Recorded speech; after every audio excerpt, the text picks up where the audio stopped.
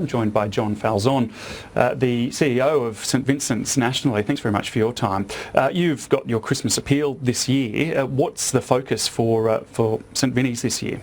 Look, I'd like to begin by thanking all the members of the Australian community who are so warmly generous in supporting our appeal and supporting us throughout the year, not only with donations but with the gift of time, volunteering. We've got people, thousands of people around the country packing hampers and delivering them to families who would otherwise miss out completely. So a huge thank you. But also I'd just like to say, this is a time of profound reflection.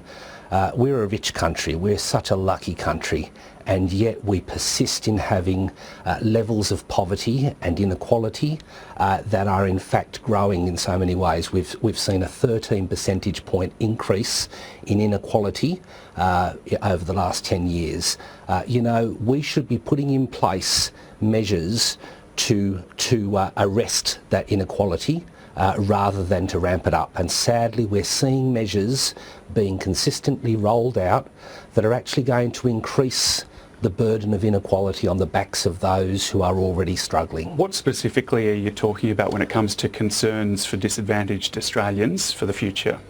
Look, we're tired of seeing a rhetoric coming from the government to say that we have a spending problem, so guess what? Who should suffer the brunt of the cuts? Those who can least afford it, the poorest members of our community.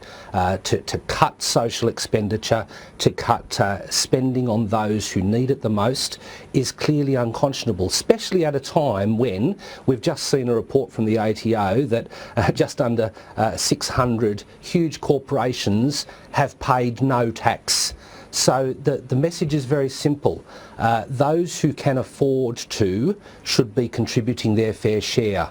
Those who have a need for support should be receiving it, and we should pitch in. That's what a civilised society does. So we wouldn't be, for example, rolling out ways of hurting those who are unemployed.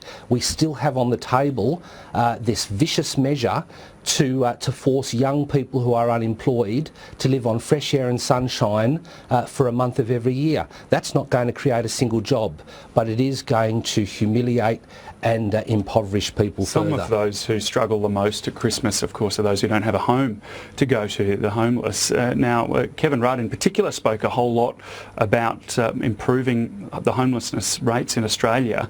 Where are we now in terms of that? How big a problem is it compared to a few years back?